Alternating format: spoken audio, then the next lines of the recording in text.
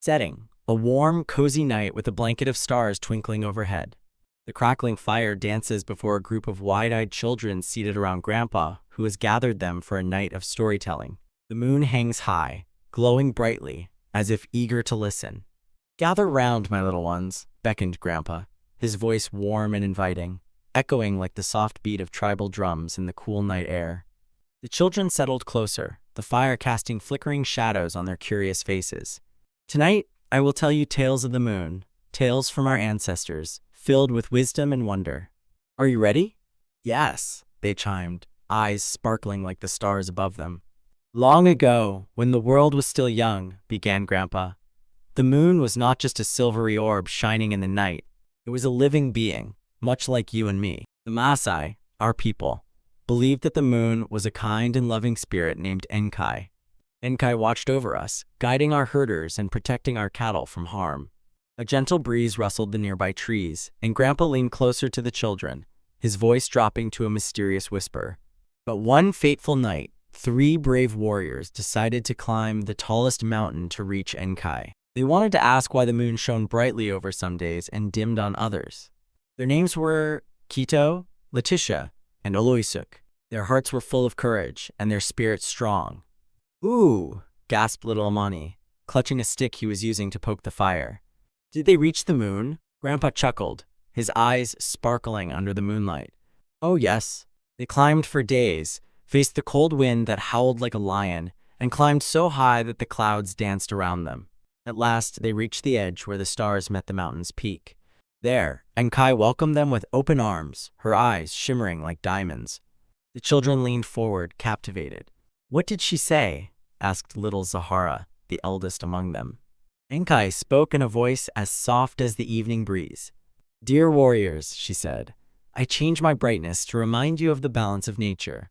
When I am bright, your hearts should be full of joy. When I dim, take a moment to reflect, to restore, and to understand the world around you." The warriors realized that the moon was teaching them the importance of both light and darkness.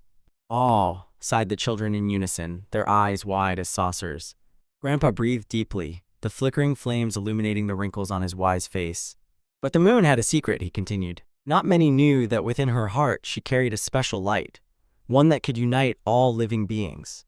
One evening, Enkai decided to share her light with the world. "What did she do?" asked inquisitive little Imani, her imagination racing.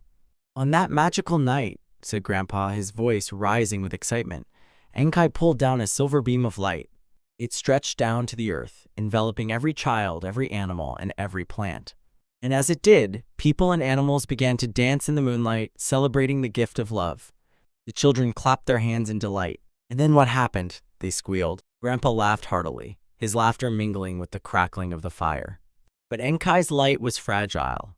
In the excitement of the celebration, the people forgot about her delicate heart. They made loud noises, and the animals grew restless. The light shimmered and faded, as if the moon had grown sad. Little Juma, his forehead creased in worry, asked, "Did the light come back?" "Yes, it did," said Grandpa, his voice filled with gentle reassurance. The wise elders, seeing the moon dimming, called for silence. They gathered everyone under the vast night sky, teaching them to listen and respect the magic around them.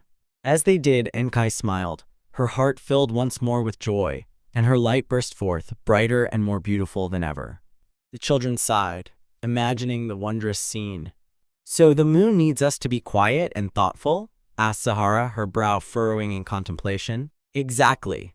Grandpa nodded, stroking his beard thoughtfully. "In our busy lives, it's important to find moments of stillness.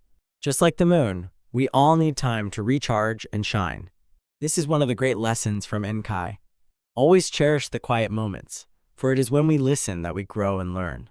As the flames crackled and the stars twinkled more brightly, Grandpa's voice softened. "Now you see, my little stars, the moon watches over us at night. When you look up, remember the stories of Kito, Letitia, Oloisuk, and Enkai. Know that you too have a heart full of light. Share it with kindness and take a moment to listen to the world around you." The children nodded, their sleepy faces aglow with wonder. "We promise to listen," they whispered, already dreaming of moonlit dances and magical nights. Grandpa chuckled softly, a warm smile spreading across his face. Then our tales shall echo in the moonlight as long as there are stars in the sky." And as the fire crackled gently, the moon brightened overhead, just a little bit more, casting a protective glow over the little ones and their loving grandpa, who would forever keep the stories alive. As the last tale whisked away into the night, the moon shone brightly, promising more adventures for the children on many future nights.